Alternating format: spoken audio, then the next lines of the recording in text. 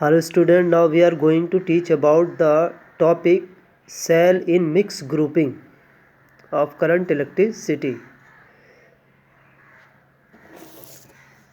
इसमें हमने जो n सेल है सीरीज़ में कनेक्ट है मिक्स ग्रुपिंग में, यानी सीरीज़ और पैरेलल मिक्स है इस ग्रुपिंग में। तो इसमें हमने n सेल ले लिए हैं जो सीरीज़ में कनेक्ट है, जिनका ईएमएफ और इंटरनल रेजिस्टेंस जो है वो सेम है। ईच का ईएमएफ ई और इंटरनल रेजिस्टेंस स्मॉल आर है। तो उन्हें n सेल को सीरीज़ में कनेक्ट कर दिया है और ऐसी ही m रो जो है वो पैरेलल में कनेक्ट कर दी है। ये तो n सेल की एक सीरीज़ बन गई, तो उनका इक्विवेलेंट ईएमएफ एन ई हो गया सीरीज़ में, और इंटरनल रेजिस्टेंस क्या हो गया, एन आर हो गया उनका। तो ये एक सीरीज़ बन गई और ऐसी ही एम सीरीज़ जो है वो पैरेलल में हमने कनेक्ट कर दी। तो ये कहलाएगा इसका मिक्स ग्रुपिंग ऑफ सेल। इसमें if the cell are connected as shown in figure are said to be connected in mix grouping, let there be an cell in series in one row and m row of cell in parallel। ऐसी ही m row जो है वो parallel में connect है। let emf of each cell be e and internal resistance small r, यानी एक cell का EMF तो ई है और इंटरनल रेजिस्टेंस आर है। अगर ऐसे ही हमने एन सेल सीरीज़ में कनेक्ट कर दिए तो उसका ईएमएफ क्या हो जाएगा, एन ई हो जाएगा, और टोटल इंटरनल रेजिस्टेंस सीरीज़ का क्या हो जाएगा, एन आर। अब ऐसी ही एम सीरीज़ जो है वो एम रो जो है वो पैरेलल में कनेक्ट है। तो पैरेलल में जब हमने उनको कनेक्ट कर दिया तो उनका ईएमएफ तो वही रहेगा जो एक सीरीज़ में एन सेल का ईएमएफ है, तो पैरेलल में उनका ईएमएफ तो एन ही रहेगा, जो हमने पहले भी सॉल्व किया था, क्योंकि ये आइडेंटिकल सेल है। और इनका जो टोटल इंटरनल रेजिस्टेंस हम निकालेंगे, इक्विवेलेंट रेजिस्टेंस, वो इस फार्मूले से हम निकाल लेंगे 1/RP। RP हमने इक्विवेलेंट रेजिस्टेंस ले लिया, इज इक्वल टू एम रो है ना इसकी, ये 1 2 3 इसी तरह से एम रो, तो 1/NR plus 1/NR plus 1/NR dot dot dot up to M terms. NR जो है वो एक सीरीज़ का इंटरनल रेजिस्टेंस है, टोटल इंटरनल रेजिस्टेंस, जिसमें n सेल लगे हुए हैं। तो ऐसी ही m रो है, तो उन्हें m रो को इस तरह से पैरेलल में कनेक्ट करके ऐसे लिख देंगे 1/NR plus 1/NR plus 1/ dot dot up to m terms, यानी m रो है तो वहाँ तक ही लिख दिया। तो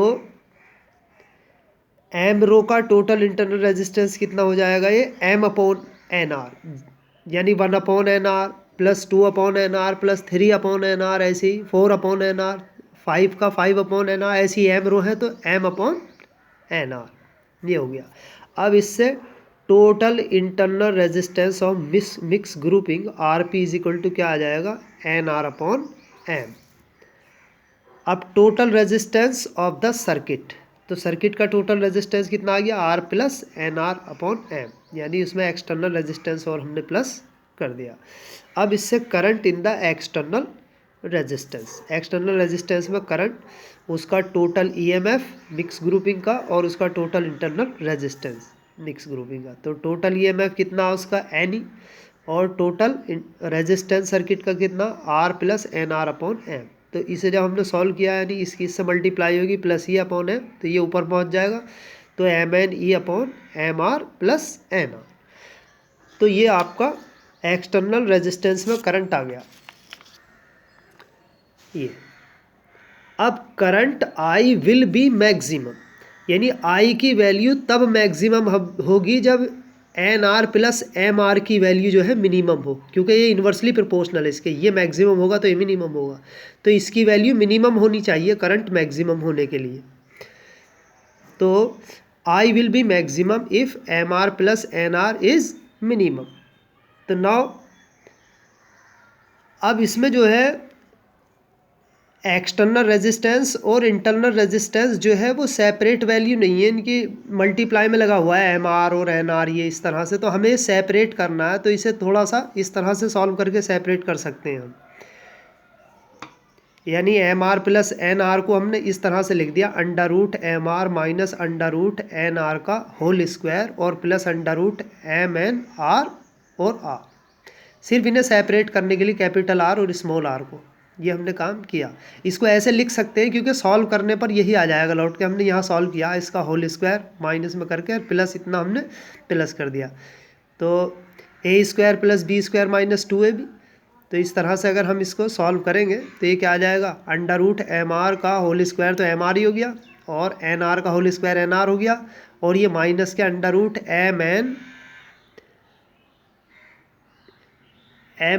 कैपिटल आर स्मॉल आर और प्लस के 2 under root M N capital R small R. तो ये आपस में कैंसिल हो जाएंगे, तो यही बचेगा M R plus N R.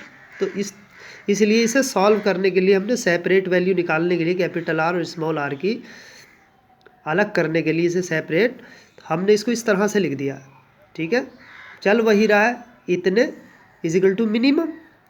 तो इट विल बी सो, अगर इसकी मिनिमम वैल्यू अगर हम ज़ीरो ले लें, इसकी मिनिमम वैल्यू ज़ीरो ही आ गई, under root M capital R minus under root N small R के होल स्क्वायर की जब मिनिमम वैल्यू है ज़ीरो है, क्योंकि निगेटिव हम नहीं ले नहीं सकते, क्योंकि निगेटिव का स्क्वायर करेंगे तो पॉजिटिव आ जाएगा। तो इसकी मिनिमम वैल्यू जो है वो ज़ीरो ही होगी, क्योंकि ज़ीरो का स्क्वायर भी ज़ीरो होता है।